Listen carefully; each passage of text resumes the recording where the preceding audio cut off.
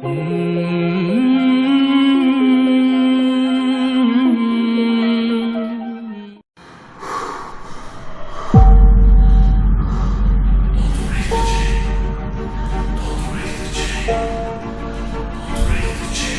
the name of a famous method.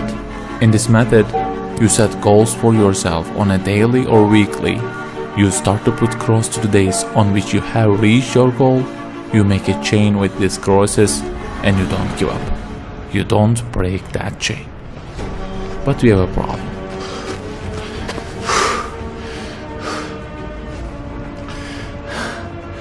Personal development specialists say that we should have goals. You know, they say like, don't sleep more than 6 hours, learn a language, finish a book every week, don't stop, always run, don't give up on your dream, don't break the chain.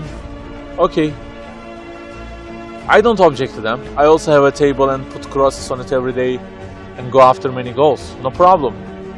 But you know what? They don't talk about the most important part of it.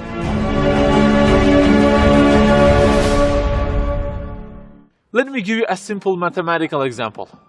Try to imagine that you are adding numbers, and imagine that the numbers you have added up to this year is, for example, 35 in total, and you start from this year. For example, you will add 4 in this year, and then add 8 in next year, and it goes on. And there is an unknown time which counts down, and when it ends, you can't add any other number. Okay, you start the addition. Plus 4, plus 8, plus 7, plus 3. You add ambitiously, you keep adding and adding. Plus 6, plus 5, and okay, they say time is over. Then you realize that you have added the numbers into a giant parenthesis, and there is a zero multiplication at the end of it. It wipes out all the numbers you have added all those years, and the result becomes 0. Of course, you are disappointed. All your efforts have been wiped out by the 0. A regret arises inside of you. You say, I wish I had seen the whole picture at the beginning and realized that 0 and changed it with 1 before I started the addition. I think you got the point.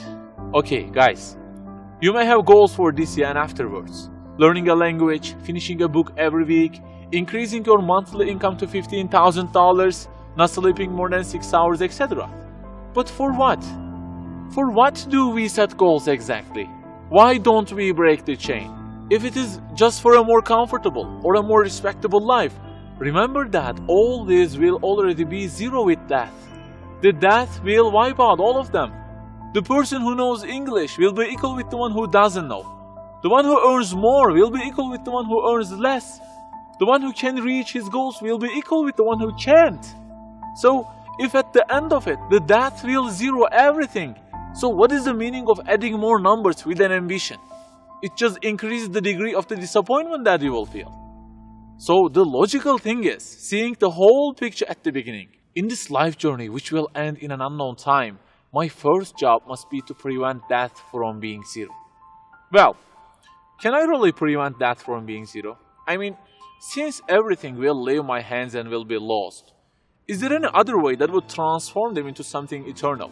I mean, isn't there any kind of stamp for eternity that would impress all of the things that I possess and say, look, there is a seal on them and you can't wipe them out, okay? They will remain forever. The only one to say such a thing is the owner of the everything. And he says, كُلُّ شَيْءٍ هَالِكٌ. Everything, the languages you learn, the money you earn, the books you read, everything will be perished, إِلَّا وَجْهًا, except their way towards Him.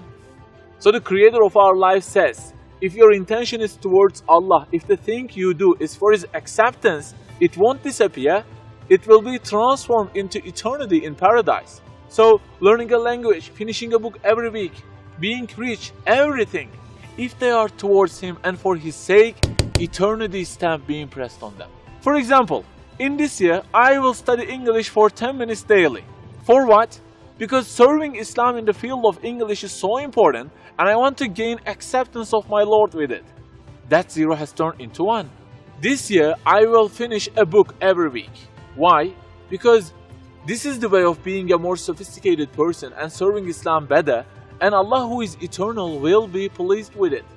Good news, that 0 has turned into 1 because now his acceptance is your intention. I aim increasing the income of my company to $150,000. For what?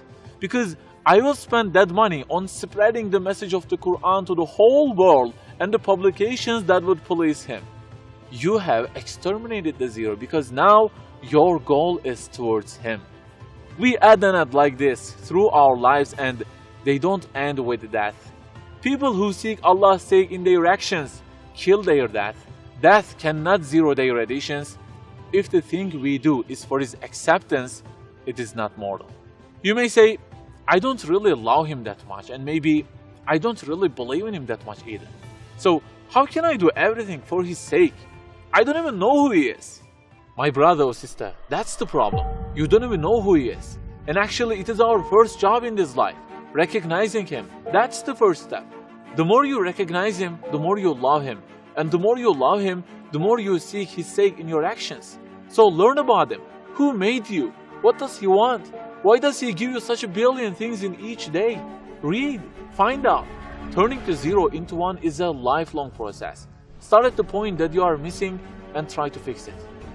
Like the specialists say, don't break the chain, but keep the chain to gain his acceptance. Run, but run to be eternal. An unknown time counts down, and before starting to add the numbers, the first thing you have to do is to remove that 0. Otherwise, everything you added will be wiped out.